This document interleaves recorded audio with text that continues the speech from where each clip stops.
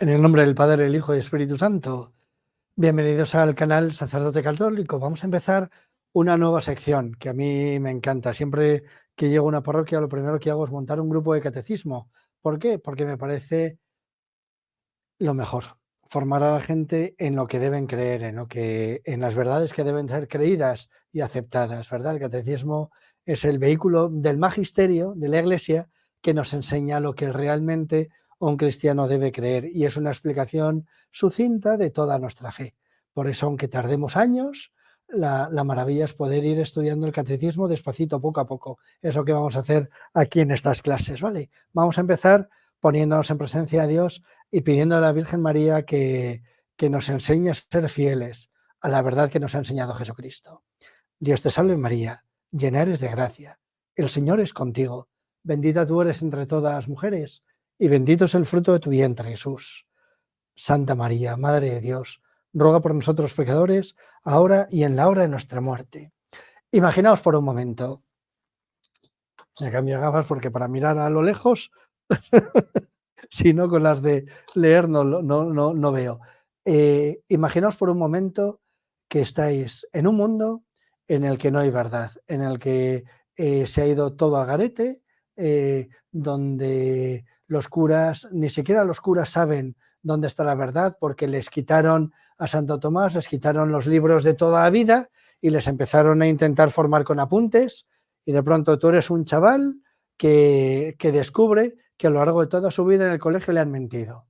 Le han dicho que la moral no existe, que la masturbación no es pecado, que no hay que hacer falta confesarse, que de hecho se quemaban los pecados apuntándolos en un papelito y echándolos en un pebetero, que la misa no es necesaria, que lo importante es ser bueno, buena persona y atender a los pobres, y que no existen verdades. De hecho, cuando surge el catecismo en la Iglesia Católica, a mí lo que me decían era que bueno, que eso era opinable, que no hacía falta creerlo, hasta que de pronto lees carta apostólica letamur magnopere, y de pronto empiezas a darte cuenta que, oiga, que esto es todo que hay que creer, que te han engañado.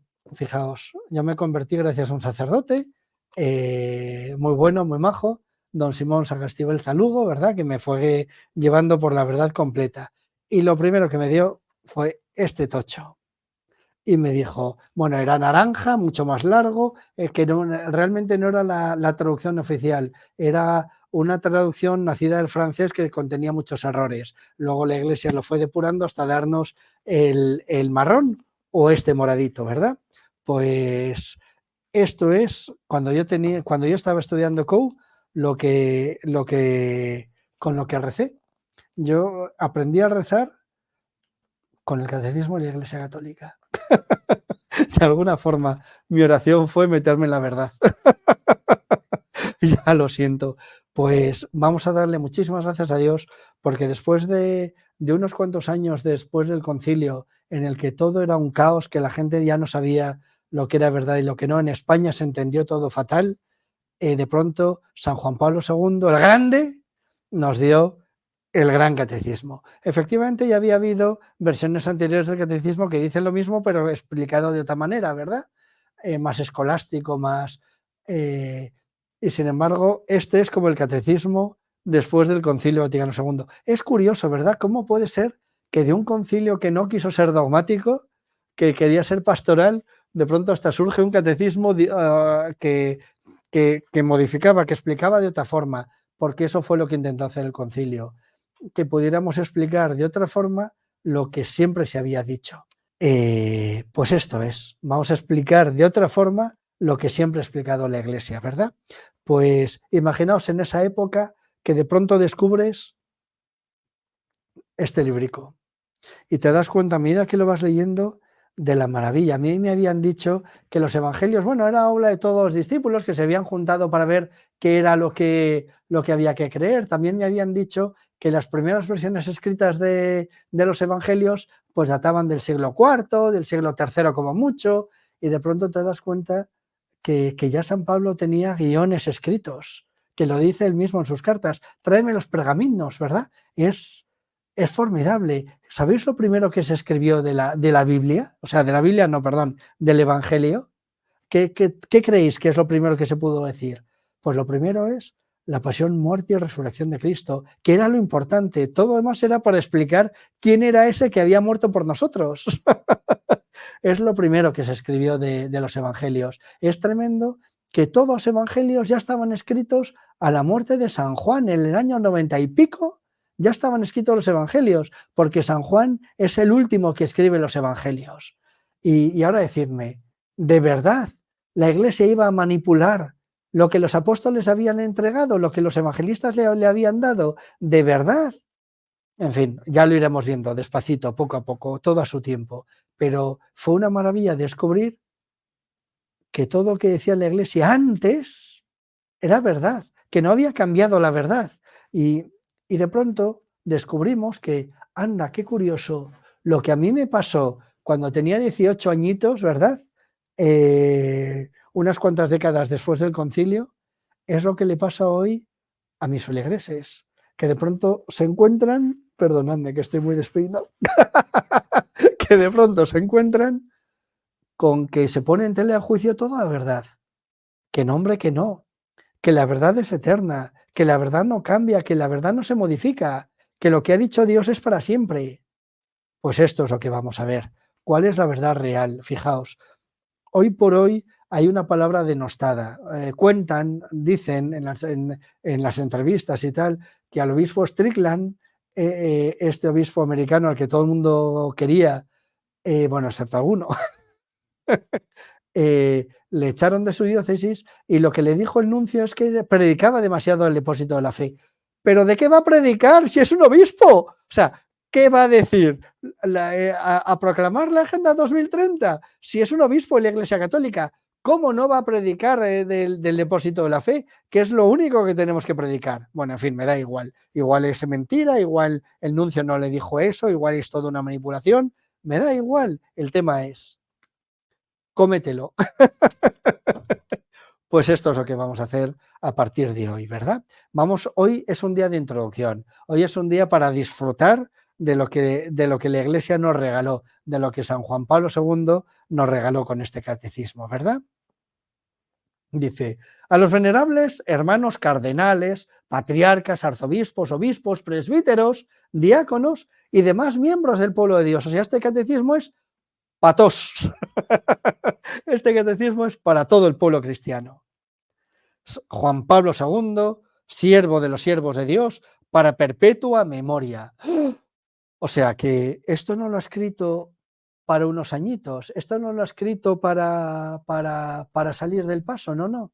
Esto es para perpetua memoria, esto es para siempre. Ahí va, pues igual que el de San Pío V, ahí va, igual que todos los catecismos antes que se hicieron en la Iglesia, dicen exactamente lo mismo, usando otras palabras, explicándolo de otra manera, pero la verdad no puede cambiar. Nosotros no tenemos que ser fieles al mundo actual. Nosotros no tenemos que ser fieles a los políticos de moda. Nosotros no tenemos que ser fieles a las series de televisión. Nosotros tenemos que ser fieles a Cristo. Y la gente que dice, es que la Iglesia se tiene que actualizar, es que el mundo ha cambiado mucho. Mira, el mundo ha cambiado mucho, pero la naturaleza del ser humano no ha cambiado absolutamente nada. Los mismos pecados que hubo entonces hay hoy, las mismas virtudes que hubo entonces hay hoy. Bueno, hoy a lo mejor un poquito menos. Se trata de recuperar y de conquistar, ¿verdad?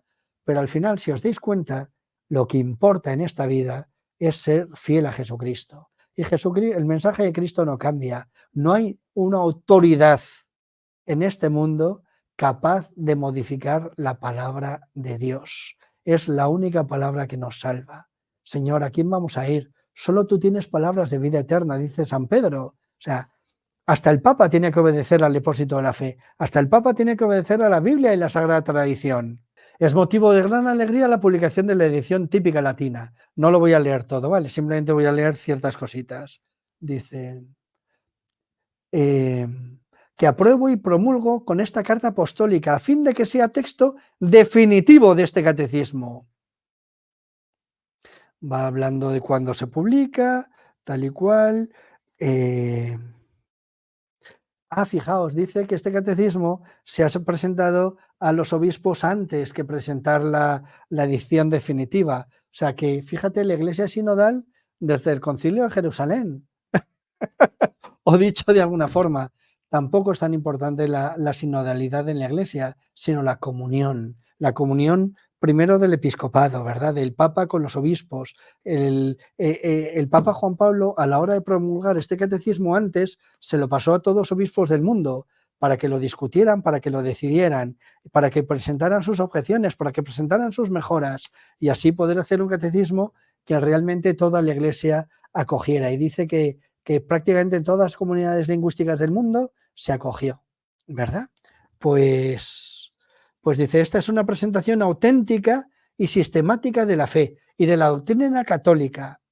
La catequesis encontrará un camino plenamente seguro para presentar con renovado impulso a los hombres de nuestro tiempo el mensaje cristiano en todas y cada una de sus partes. O sea, esto es lo que tenemos que predicar, esto es lo que tenemos que enseñar, esto es lo que tenemos que creer. Quiera Dios, termina esta carta apostólica, quiera Dios, perdón, ¿es carta apostólica esta? Vamos a ver, que confirme. Sí, porque lo otro es constitución apostólica. Efectivamente, carta apostólica. Quiera Dios que gracias al compromiso concorde y complementario de todos los sectores que componen el pueblo de Dios, el catecismo sea conocido y aceptado por todos, para que se fortalezca y se propague hasta los confines del mundo la unidad en la fe, que tiene su modelo y principio supremo en la unidad trinitaria.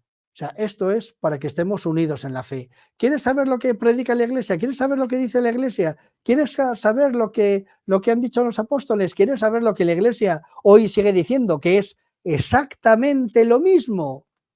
Léete este catecismo. Catecismo de la Iglesia Católica. ¡Guau! A María, Madre de Cristo, a quien hoy celebramos, elevada al cielo en cuerpo y alma, encomiendo estos deseos, a fin de que se realicen para el bien espiritual de todos los hombres. Castel Gandolfo, 15 de agosto de 1997, año 19 de mi pontificado. ¡Chan, chan! Y pasamos a la Constitución Apostólica Fidei Depositum, por la que se promulga y establece, después del Concilio Vaticano II y con carácter de instrumento de derecho público, el Catecismo de la Iglesia Católica. O sea, esto no es para enseñanza privada, esto es realmente para todos. Realmente lo otro es una carta de presentación de esta edición que el Catecismo se aprobó el 11 de octubre de 1992.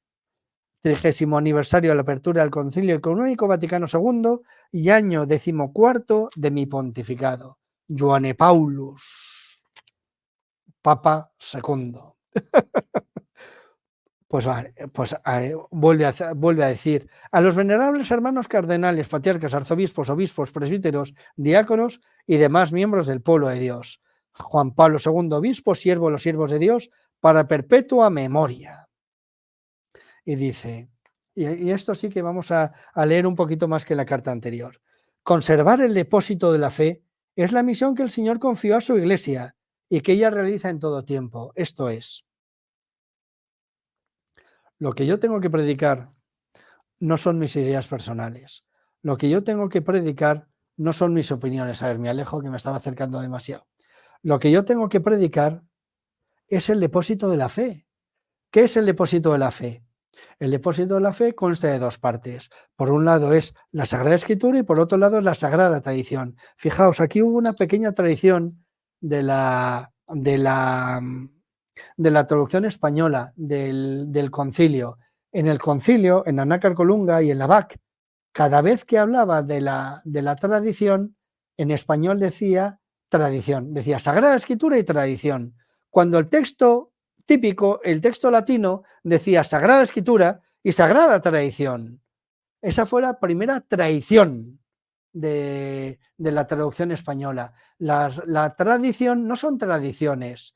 Vamos a ver, en la Iglesia tenemos muchas tradiciones que no son la Sagrada Tradición. La Sagrada Tradición es lo que la Iglesia nos ha entregado desde el principio, la vida de la Iglesia, no cositas que de pronto los obispos o los papas decidían incorporar a la misa. No, pues ahora vamos a rezar con la oración de San Miguel al final de la misa. Sí, eso eso se puede incorporar, fenomenal, es una decisión del Papa, pero no es la Sagrada Tradición. Y otra cosa es la Sagrada Tradición, que es qué es la misa, cómo se celebra la misa y cuáles son las partes fundamentales, esenciales de la misa para que se pueda consagrar válidamente, ¿verdad?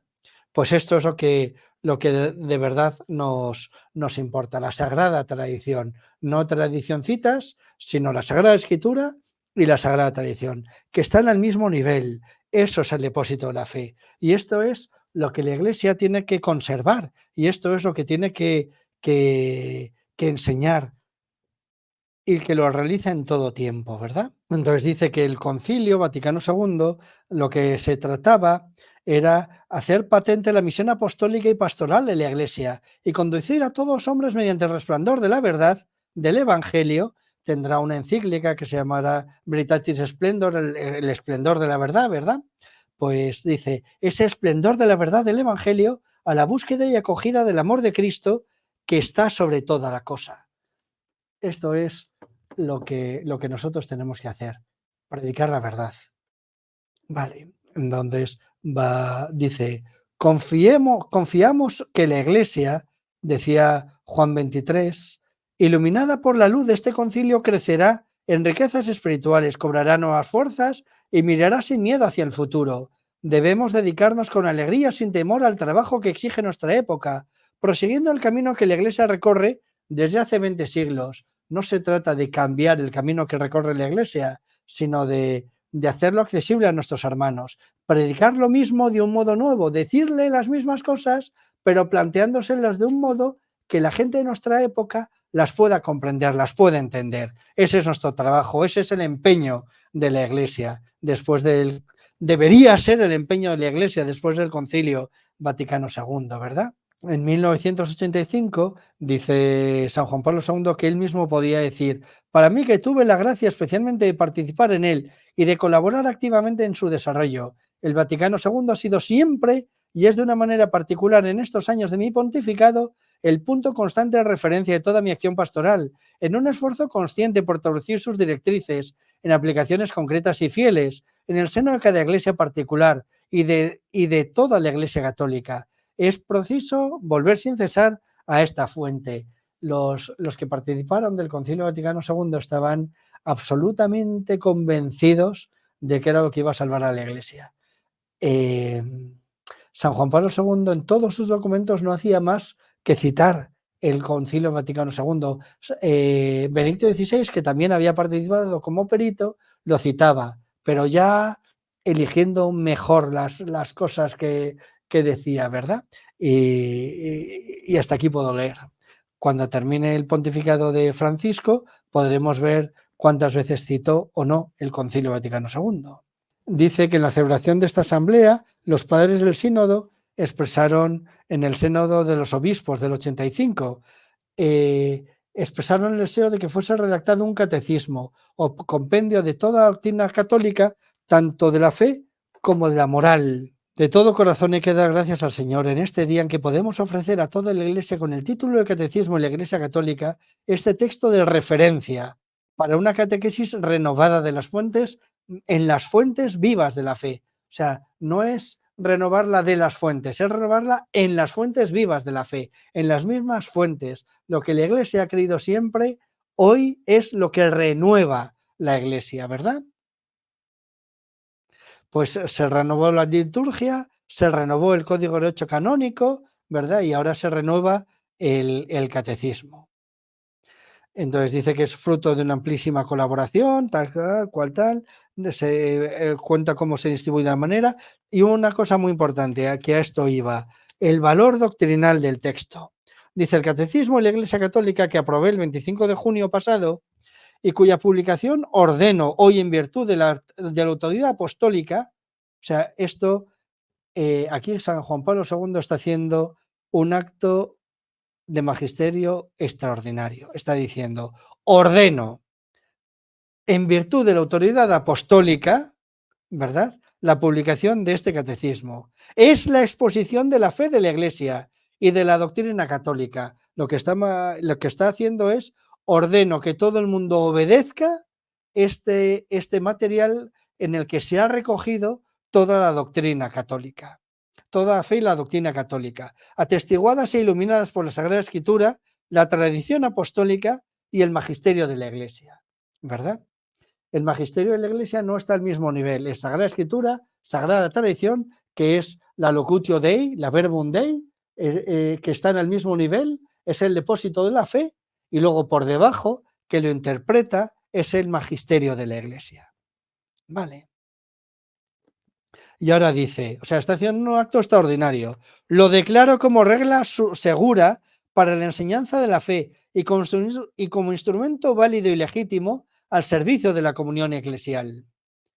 Dios quiera que sirva para la renovación a la que el Espíritu Santo llama sin cesar a la Iglesia, cuerpo de Cristo en peregrinación a la luz sin sombra del reino. Mirad, este documento es lo que tenemos que creer. Aquí se contiene toda la doctrina de la fe, lo que tenemos que creer, ¿verdad? Que no contradice los catecismos anteriores, no significa que se deroguen, significa que es una nueva explicación, una nueva explicitación de la misma fe que se contenía en los anteriores catecismos. Y nos lo da para hoy, y nos dice, fijaos, cuando yo recibí el catecismo siendo un chaval, recibí la vida. A mí me estaban vendiendo mentiras, me estaban vendiendo humo, y de pronto me encontré con un texto que San Juan Pablo II nos entregaba. ¿Sabéis cuál fue la maravilla de San Juan Pablo II? Que en un momento crítico en la historia de la Iglesia, de pronto se alzó como un faro y una luminaria de la verdad, de tal forma que se saltó a los obispos, se saltó a los curas y llegó directamente a los laicos. San Juan Pablo II se podía considerar el apóstol de los laicos, el que saltándose a los curas le dijo a los laicos lo que podían aspirar, lo que tenían que creer y lo que tenían que pedir. Y luego fueron los laicos los que fueron pidiendo a sus sacerdotes que les confesaran, que les celebraran bien la Eucaristía, que se dejaran de innovaciones, les empezaron a pedir que por favor les celebraran, les dejaran adorar la Eucaristía. Fijaos, esto pasó hasta en los seminarios. En el seminario de Madrid hubo un antes y un después. En la medida que fueron entrando nuevos seminaristas, los seminaristas fueron pidiendo a sus formadores lo que ellos ya vivían. Y así se renovó incluso se renovaron incluso los seminarios. Fue un bálsamo, fue un recuperar la cordura, fue un recuperar la certeza de la fe. Qué maravilla tener certezas. Qué triste es tener que vivir siempre al albur de sentimientos o de lo que te fíes o no de tu cura. Al final parecía, en una época que además casi todos curas se iban, y parecía como que dependías absolutamente de tu cura, hasta el punto que tu fe dependía del cura. Si el cura se iba, entonces tu fe se hundía. ¿Cuánta gente perdió la fe porque el cura dejó el ministerio? En cambio, lo que tenemos que vivir es de certezas, es saber dónde está la verdad, dónde está Cristo, aunque el cura se pire. Tenemos que ser de alguna forma anticlericales, o sea, no ir en contra del cura, pero sí pasar un poco el cura. Lo que importa es lo que enseña la Iglesia. Entonces, si el cura predica conforme a esto, entonces, fenomenal. Pero si el cura predica en contra de esto, entonces paso lo que me diga el cura. Porque yo lo que quiero es la verdad, no la autoridad del cura.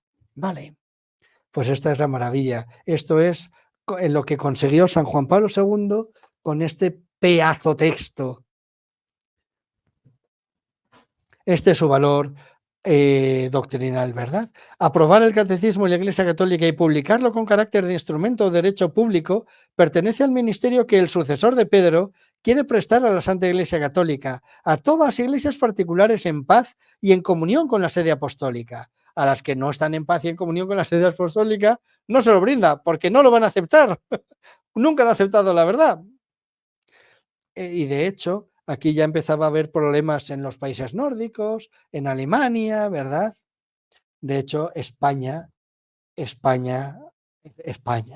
ay, cómo me duele Españita. Es decir, el ministerio es sostener y confirmar la fe de todos los discípulos del Señor Jesús. Ese es el ministerio de Pedro. El ministerio del sucesor de Pedro es el ministerio de sostener y confirmar la fe de todos los discípulos del Señor Jesús. no es innovar, no es hacer algo nuevo, es sostenernos en la fe. Así como reforzar los vínculos de unidad en la misma fe apostólica. Vamos a pedir mucho por nuestros obispos, por los sacerdotes, que os prediquemos la verdad, que no os engañemos. Y vamos a pedir también por el Papa y sus colaboradores, ¿verdad? Para que puedan darnos siempre la verdad católica, la misma fe que nos ha dado siempre la Iglesia. Pido, por tanto, a los pastores de la Iglesia y a los fieles que reciban este catecismo. Es que ya no sé qué gafas ponerme. Pido, por tanto, a los pastores de la Iglesia y los fieles que reciban este catecismo con espíritu de comunión y lo utilicen constantemente cuando realicen su misión de anunciar la fe y llamar a la vida evangélica. Uno de mis grandes dolores fue, yo conseguí compendiar todo el catecismo cuando no existía el compendio del catecismo. Compendié todo el catecismo en las catequesis para la confirmación y para la primera comunión y lo perdí. Las típicas cosas que de pronto se te rompe el disco duro del ordenador y lo pierdes todo, pues todo eso, no lo he vuelto a hacer. Todo ese trabajo lo perdí. Bendito sea Dios. Este catecismo les es dado para que les sirva de texto de referencia seguro y auténtico en la enseñanza de la doctrina católica. ¿Cuántas veces ha dicho lo de seguro y interpretación auténtica y tal y cual, verdad? Y muy particularmente para la composición de los catecismos locales. Evidentemente, en catequesis usaremos el catecismo de la Conferencia Episcopal Española en la medida que sirva, o del obispo, porque el obispo al final es el primer maestro de la fe, es el responsable de las catequesis. Si el obispo dice que en Madrid se use tal, en la medida que nos deje libertad, pues usaremos de esa libertad que nos da. Pero si nos impone un catecismo, usaremos el catecismo que nos diga nuestro obispo.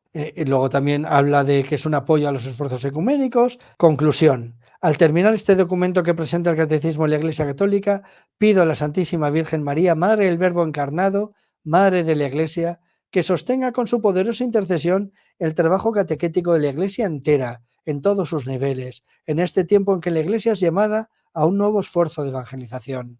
Que la luz de la verdadera fe libre a los hombres de la ignorancia y de la esclavitud del pecado, para conducirlos a la única libertad digna de este nombre, la de la vida en Jesucristo, bajo la guía del Espíritu Santo, aquí y en el reino de los cielos, en la plenitud de la bienaventuranza, de la visión de Dios cara a cara. Esta es la finalidad de la Iglesia. Esto es lo que la Iglesia quiere. Esto es lo que San Juan Pablo II quería del catecismo. Fijaos. Y esto nos hace reflexionar también un poco sobre la necesidad de una adecuada catequesis. Durante todos estos años después del concilio nos hemos cargado sistemáticamente la catequesis. Ya no había que enseñar frases, ya no había que enseñar conceptos claros, era como simplemente transmitir una experiencia, pero es necesario aprender. Es necesario aprender conceptos, es necesario aprender fórmulas. Por eso, y esto no lo niega este catecismo, está diciendo que se use la verdad para transmitir la verdad. Otra cosa es cómo lo hagamos. Y si vemos que los recursos que hemos estado usando durante 40 años no sirven, habrá que tirarlos a la basura y volver a empezar. Habrá que a lo mejor volver a lo que servía. ¿Por qué nuestros abuelos están mejor formados que sus nietos? A lo mejor porque les dieron mejores catequesis. ¡Ahí va! Y lo que hacían era rezar, ir a misa, rezar el rosario en familia y estudiaban las 4 fórmulas del Astete y del Ripalda. A lo mejor hay que adaptar el Astete y el Ripalda al vocabulario actual y dar la verdad católica que ha dado la Iglesia siempre, y que los chavales estudien 4 frases, que tampoco son tantas. Tú te enfrentas al Ripalda y son 20 paginitas para estudiar en 3 años. ¿De verdad hacen falta 3 años para una catequesis? Yo lo que haría sería lo que tarden en estudiarse esas formulitas de la fe.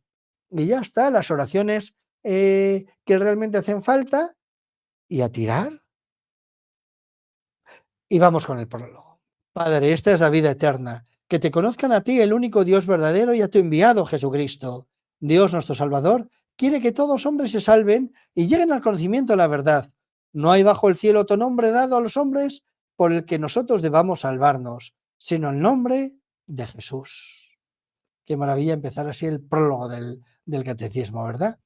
y vemos los capitulitos que ocupan. Son muy cortitos, ¿vale? No los vamos a ver todos, vamos a ir saltando, pero el primero sí lo vamos a ver. La vida del hombre, conocer y amar a Dios. Mirad, hoy tenemos muchísimas complicaciones. ¿Cuál es el fin del hombre? ¿Tener éxito pastoral? No, el fin del hombre es conocer y amar a Dios. Eso es el fin de toda persona. Dios nos ha creado por amor, para amarnos y para que compartamos con Él la vida eterna. ¿Cuál es la vida del hombre? Conocer y amar a Dios. Dios, infinitamente perfecto y bienaventurado en sí mismo, en un designio de pura bondad, ha creado libremente al hombre para hacerle partícipe de su vida bienaventurada. Con lo cual, tu vocación es, o sea, la vida del hombre es llegar a ser cura o casarte o tener 30 hijos. No, la vida del hombre es conocer y amar a Dios. Y toda tu vida tendrá que ser amar a Dios, según las circunstancias que se vayan planteando en tu vida. Por eso, en todo tiempo y en todo lugar se hace cercano al hombre. Le llama y le ayuda a buscarle, a conocerle y amarle. Fijaos, le llama. Dios llama al hombre y le ayuda a buscarle, conocerle y amarle. Había una película que era Los Mercenarios, que era, ¿y cuál es el plan? Buscarlos, encontrarlos y matarlos. Pues aquí lo que decimos es, ¿y cuál es el plan? Buscarle, conocerle y amarle. Con todas nuestras fuerzas, con todas sus fuerzas. Esta es nuestra vida. Conocer a Jesús, tratar a Jesús, vivir con Jesús y amar a Jesús. Convoca a todos los hombres que el pecado dispersó, no convoca a unos pocos, convoca a todos, a la unidad de su familia, a la iglesia. No es, mirad, últimamente se oyen auténticas burradas, no como el presidente de la JMJ que decía, no, nuestra misión, no queremos que se conviertan a Cristo. ¿Cómo que no? Queremos que todos formen parte de la iglesia. Queremos que todos conozcan a Jesucristo, traten a Jesucristo y le amen. Es que si no, ¿para qué? ¿Para qué te haces cura? ¿Para qué te haces cristiano? Hazte budista y déjame en paz. Convoca a todos los hombres al que el pecado dispersó a la unidad de su familia, la iglesia. Para lograrlo, llegada a la plenitud de los tiempos, envió su Hijo como Redentor y Salvador. No todas las religiones son iguales, ¿no? Dios no creó todas las religiones. Dios, una estupidez que dijo alguien, Dios quiere todas las religiones. Es mentira. Dios quiere la iglesia y todo lo demás es herejía, es equivocación, es erróneo, es el intento del hombre por llegar a Dios cuando tenemos a Dios que ha llegado al hombre. Agárrate a ese Dios que ha llegado al hombre y no trates de llegar tú a Dios por tus medios. En Él y por Él llama a los hombres a ser en el Espíritu Santo sus hijos de adopción y por tanto los herederos de su vida bienaventurada. En Él y por Él, por Cristo, con Él y en Él. Eso es nuestro credo. Eso es lo que ha dicho la Iglesia siempre. El ecumenismo es llevarles a Cristo. Punto. Para que esta llamada resonara efectivamente, habrá que dialogar, habrá que comprender lo que dicen, habrá que quererles muchísimo, pero al final no podemos abandonar el esfuerzo evangelizador. Yo no he sido creado para caer bien, yo no he sido creado para llevarme bien con todos, yo he sido creado para conocer a Cristo, amar a Cristo y dar a Cristo a mis hermanos. Para que esta llamada resonara en toda la tierra, Cristo envió a los apóstoles que había escogido, dándoles el mandato de anunciar el Evangelio. Id pues y haced discípulos a todas las gentes, bautizándolos en el nombre del Padre y del Hijo y del Espíritu Santo, y enseñándoles a guardar todo lo que yo os he mandado. Y sabed que yo estoy con vosotros todos los días hasta el fin del mundo. Esta es la misión de los apóstoles. Esta es la misión de la iglesia, no hay otra. Sí, reciclad. Pero lo importante no es que recicléis, lo importante es que os agarréis a Jesús, que os salvéis, que améis a Jesús, que tratéis a Jesús, que viváis con Jesús. Fortalecidos con esta misión, los apóstoles salieron a predicar por todas partes, no diciendo, tú eres budista, a ti no te predico. No, colaborando el Señor con ellos y confirmando la palabra con las señales que la acompañaban. Había milagros y milagros va a seguir habiendo y siempre va a haber milagros, siempre y cuando un cristiano predique la verdad. Quienes con la ayuda de Dios han acogido el llamamiento de Cristo y han respondido libremente a ella, se sienten por su parte urgidos por el amor de Cristo a anunciar por todas partes en el mundo la buena nueva. Esto es así, mirad, si tú te conviertes, si tú empiezas a amar a Cristo, si tú tratas a Cristo, si tú buscas a Jesús, al final te va a llevar a hacer apostolado. Y si no te lleva a hacer apostolado es que no te has encontrado con Cristo, te has encontrado con un sucedáneo, te has encontrado con una falsedad.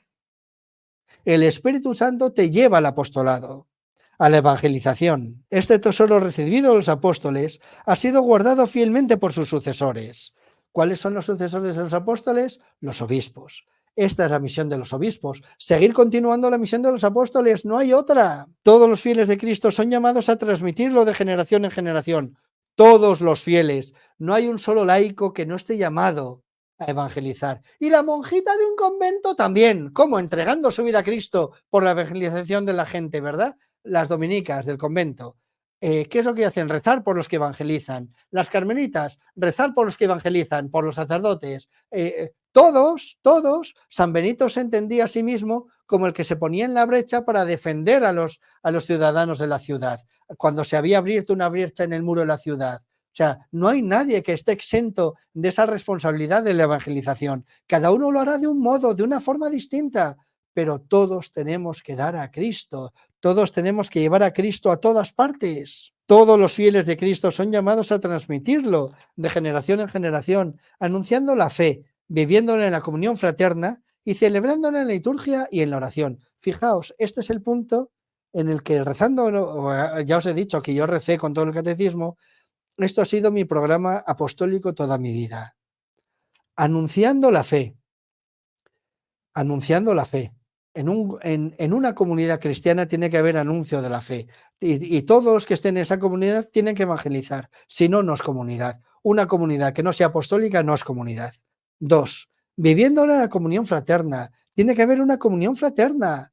Y por eso muchas veces en los grupos diseñaba el después de la formación tener una cervecita juntos o fijaos, después de haber ido a la formación, después de haber transmitido la fe, lo mejor era tomarse una cerveza con los chavales, y en ese momento empezaban a salir temas que durante la formación nunca habían salido.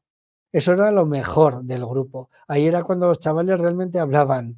Hay una expresión en España que es a calzón quitado, que es como con toda libertad, con toda sencillez, con toda sinceridad. Pues eso es, ¿verdad? Que vaya habiendo una comunión fraterna. Y la comunión fraterna en el Mediterráneo la hace el vino. Y ahora la cerveza. Pues eso, viviendo en la comunión fraterna y celebrándola en la liturgia y en la oración. Mirad, si no vamos a misa juntos, no hay comunidad, no hay comunidad. Por eso, cuando en los colegios dicen, no, vamos a empezar a hacer catequesis. ¿Tenéis misa en el cole los domingos? No, pues no hay catequesis, porque no sois comunidad que celebra, no sois comunidad que transmite la fe. Si quieres transmitir la fe, si quieres ser verdaderamente una comunidad cristiana, celebra la misa. Y luego, otra de las cosas, fijaos, el grupo de jóvenes, ¿qué tiene? Pues primero es la misa, luego es el grupo, con la oración, tenemos un rato de oración juntos y luego la cena. ¿Es más largo? Sí, pero es que eso es una comunidad, anunciando la fe, viviéndola en la comunión fraterna y celebrándola en la liturgia y en la oración. Son los 5 puntos que no se nos pueden olvidar. Esto es lo que hace una comunidad cristiana, transmitir la fe. Si una comunidad cristiana no es apostólica, no es evangelizadora, no es misionera, no me digas que es una comunidad cristiana. Si no se reúnen en torno a la misa, no es una comunidad cristiana. Si no rezan juntos, no es una comunidad cristiana. Si no transmiten la doctrina de la fe, no es una comunidad cristiana. Y si no hay comunión fraterna, si hay división, si hay peleas, si no se conocen, si no se quieren, no es una comunidad cristiana. En la parroquia hay grupos de formación y hay comunidades de fe.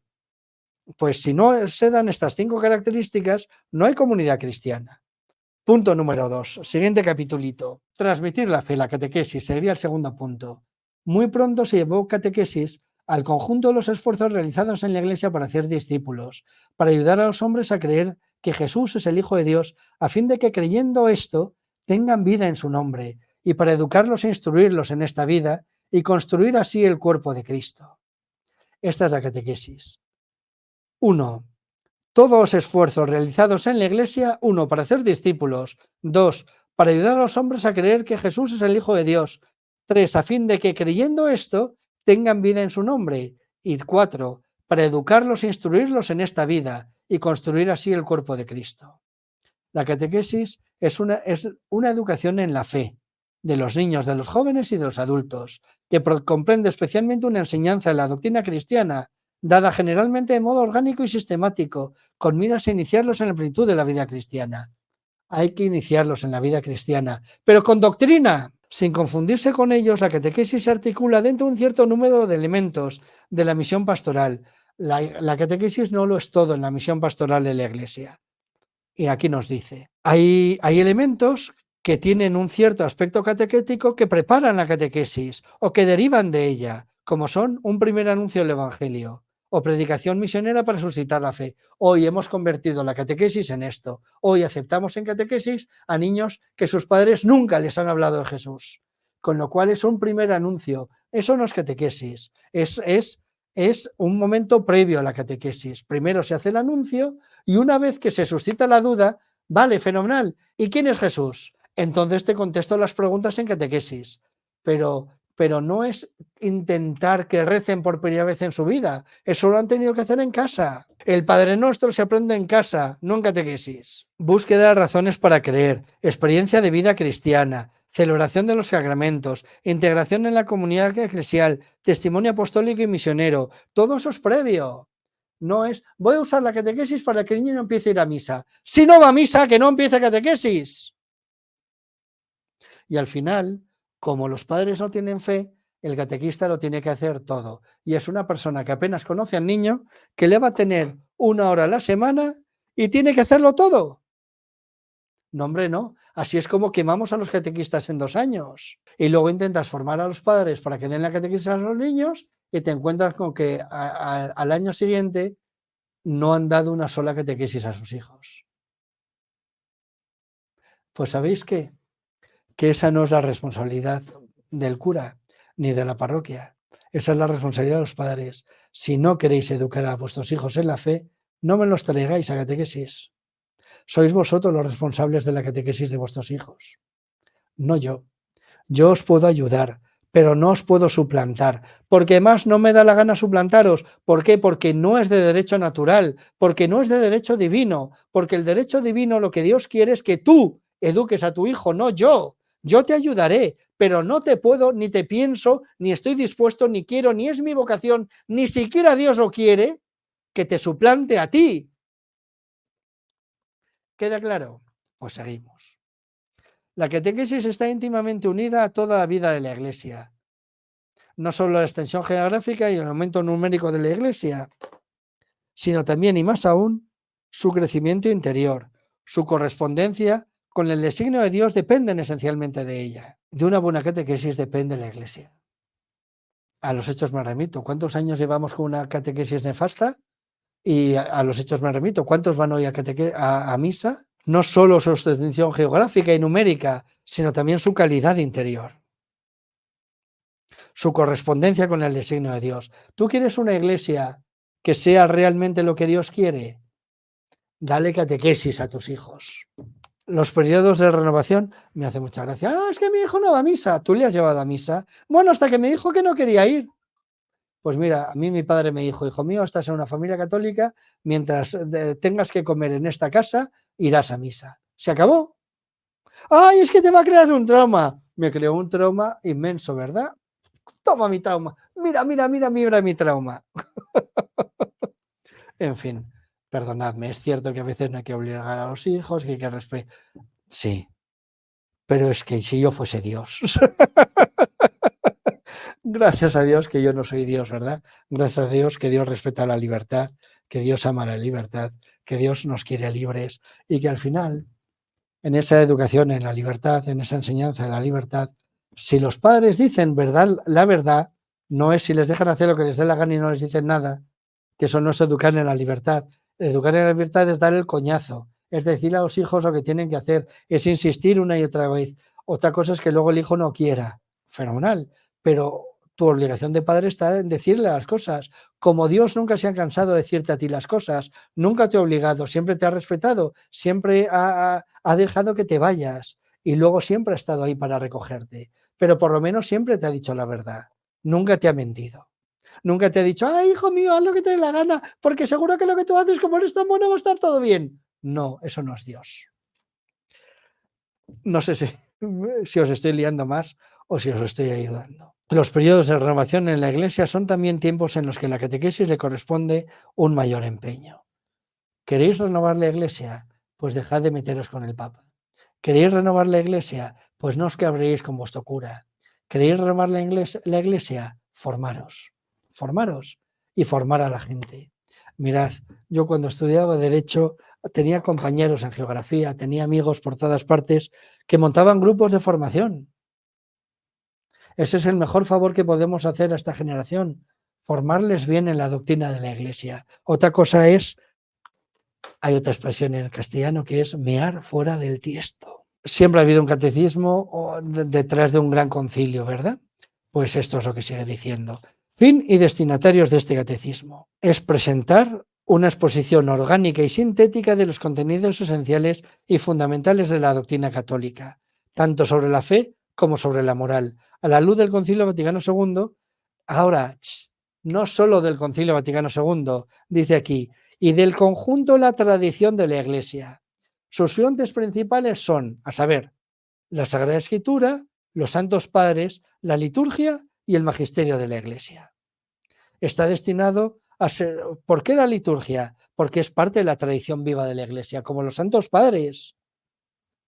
Está destinado a servir como un punto de referencia para los catecismos o compendios que se han compuestos en los diversos países, ¿verdad? Entonces, ¿a quién está destinado? Primero a los responsables de la catequesis. ¿Quiénes son? Los obispos, los sucesores de los apóstoles, evidentemente, en cuanto a doctores de la fe y pastores de la Iglesia. Les es ofrecido como instrumento para la realización de su tarea de enseñar al pueblo de Dios. O sea, un obispo que no enseñe conforme al catecismo no está cumpliendo su misión. Se dirige a los redactores de catecismos, a los sacerdotes y a los catequistas. ¿Tú eres catequista y no has usado nunca este libro?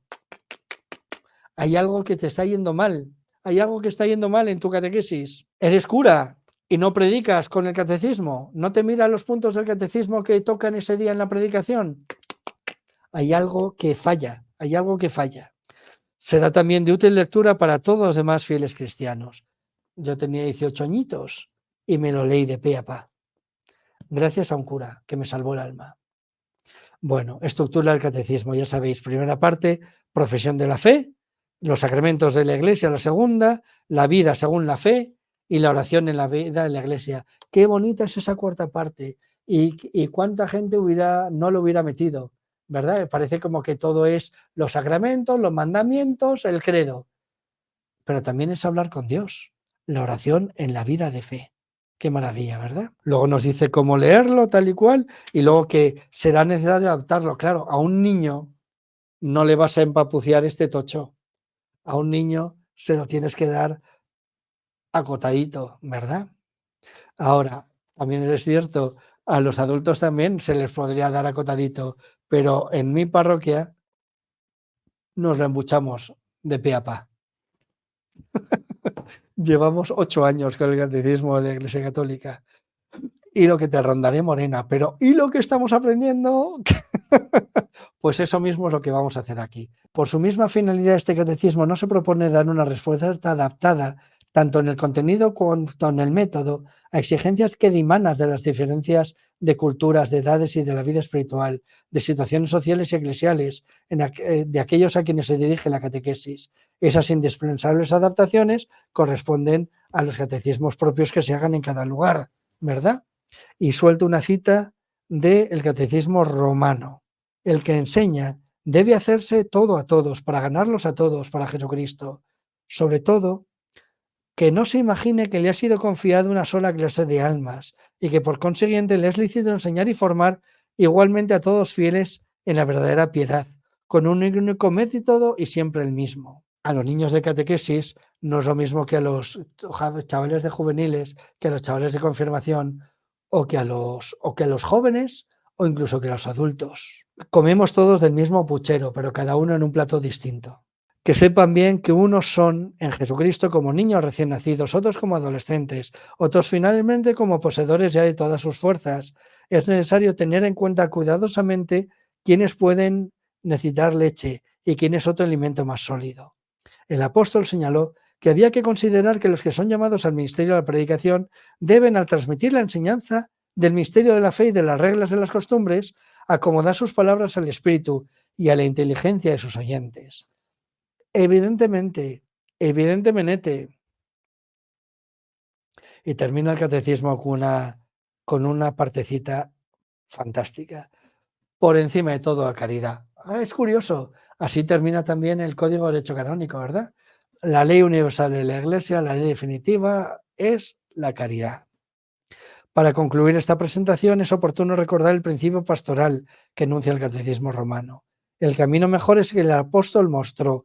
Toda la finalidad de la doctrina y de la enseñanza debe ser puesta en el amor que no acaba, porque se puede muy bien exponer lo que es preciso creer, esperar o hacer, pero sobre todo se debe siempre hacer aparecer el amor de nuestro Señor, a fin de que cada uno comprenda que todo acto de virtud perfectamente cristiano no tiene otro origen que el amor, ni otro término que el amor. No hay verdad sin amor, pero tampoco hay amor sin verdad. Esto es lo que nos está diciendo. Lo mete en la introducción del catecismo. Todo esto es por amor. No hay amor sin esto. Sin una doctrina clara, sin saber cuál es tu fe, ¿cómo vas a amar a Jesús? Y efectivamente, ¿de qué te sirve toda la doctrina si no llegas a amar a Jesús? Por eso todo es para amar, pero todo es para amar, no solo el sentimiento. ¿Me explico? Vamos a hacer una huelga de hambre. Huelga de hambre para no vivir más de sentimientos. Huelga de hambre para empezar a vivir de certezas que construyen una vida. Bendito sea Dios. Y con esto terminamos toda esta primera parte de la introducción al Catecismo en la Iglesia Católica. Y luego, mañana, no hoy, mañana empezaremos, la próxima semana, empezaremos ya a estudiar el catecismo por el punto número 1, ¿verdad? Despacito y poco a poco hasta el final. Si queréis, si os apetece, si pensáis que os puede aportar algo, bienvenidos al curso de catecismo en la Iglesia Católica.